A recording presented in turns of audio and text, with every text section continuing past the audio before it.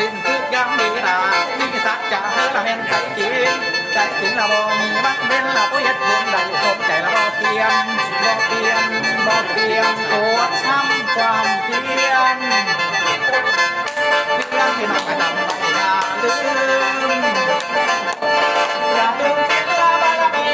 อย่าลืมศีลบารมีเวลานาทีรักษาให้มันสร้างกุศลทุกวันสร้างกุศลทุกวันกราบสันด้วยสิ่งที่ทำให้เราสดใสเราตั้งใจเราสิ่งที่ทำให้สุขใจทุกวันสุขใจทุกวันวันนั้น